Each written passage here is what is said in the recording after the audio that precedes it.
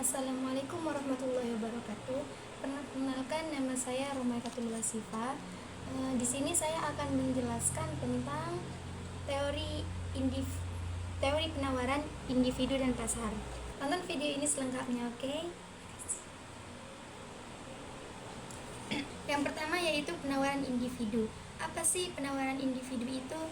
Penawaran individu yaitu adalah penawaran yang dilakukan oleh seorang penjual atau produsen untuk suatu barang atau jasa pada tingkat harga yang berbeda.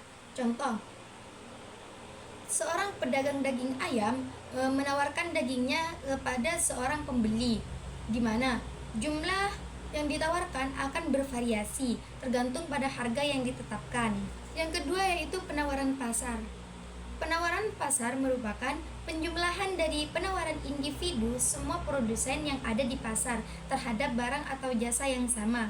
Caranya yaitu dengan menjumlahkan kuantitas penawaran dari setiap produsen individu pada setiap tingkat harga yang sama. Selanjutnya yaitu keseimbangan pasar.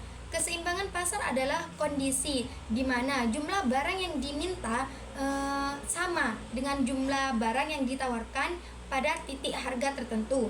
Kondisi ini menciptakan harga yang stabil, yang juga disebut harga keseimbangan, dan terjadi ketika kurva permintaan dan penawaran berpotongan. Cara kerja keseimbangan pasar. Yang pertama, permintaan dan penawaran. Keseimbangan pasar terbentuk dari interaksi antara penjual, penawaran, dan pembeli atau permintaan. Yang kedua, kondisi keseimbangan.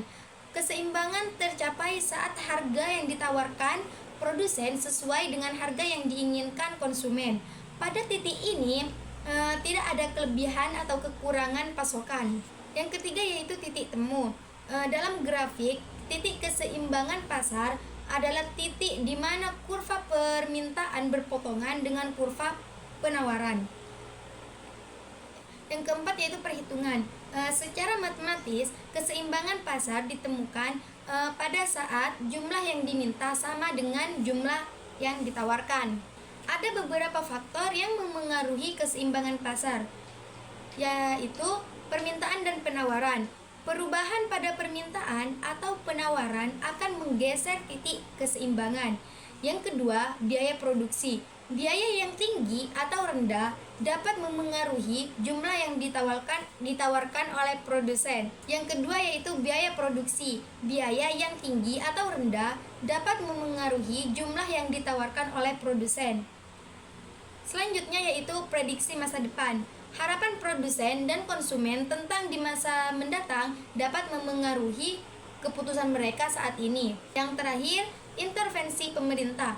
Kebijakan pemerintah seperti penetapan harga dasar atau harga terendah dapat mengganggu keseimbangan pasar. Selanjutnya yaitu pengaruh perubahan permintaan. Yang pertama, permintaan naik.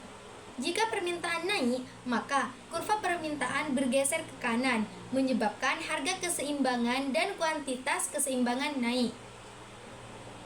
Jika permintaan turun, kurva permintaan bergeser ke kiri, menyebabkan harga keseimbangan dan kuantitas keseimbangan turun. Pengaruh perubahan penawaran. Jika penawaran naik, kurva penawaran bergeser ke kanan, menyebabkan harga keseimbangan turun dan kuantitas keseimbangan baik. Jika penawaran turun, kurva penawaran bergeser ke kiri, menyebabkan kurva keseimbangan naik dan kuantitas keseimbangan turun. Pengaruh perubahan permintaan dan penawaran bersamaan. Jika keduanya naik, kuantitas keseimbangan akan naik, tetapi harga keseimbangan bisa naik, turun, atau tetap sama, tergantung pada pergeseran relatif masing-masing kurva. Jika keduanya turun, kuantitas keseimbangan akan turun, tetapi harga keseimbangan akan turun jika penurunan permintaan lebih besar dari penurunan penawaran, dan naik jika sebaliknya.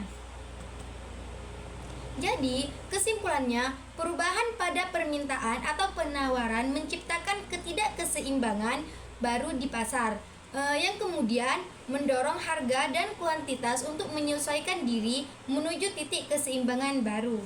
Selanjutnya yaitu penawaran. Apa sih penawaran itu?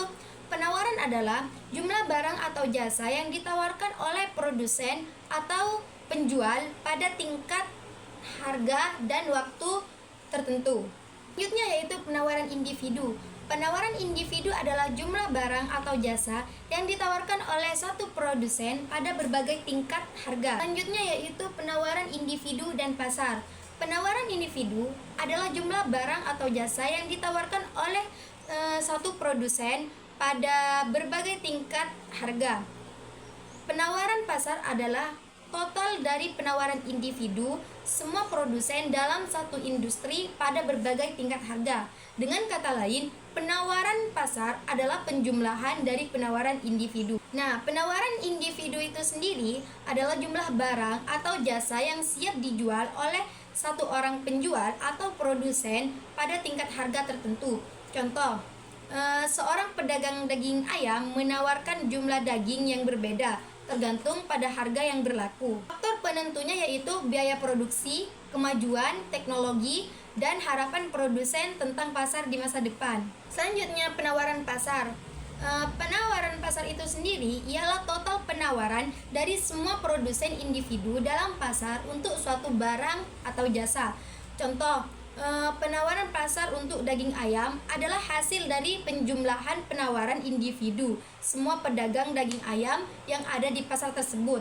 Faktor penentunya yaitu selain faktor-faktor yang mempengaruhi penawaran individu, penawaran pasar juga dipengaruhi oleh jumlah penjual atau produsen yang ada di pasar tersebut. Apa sih hubungan antara penawaran individu dan pasar?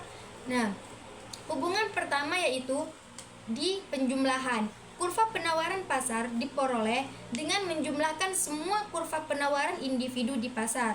Yang kedua, representasi, yaitu penawaran individu mewakili keputusan produksi satu perusahaan, sedangkan penawaran pasar memberikan gambaran total kuantitas yang ditawarkan di seluruh industri.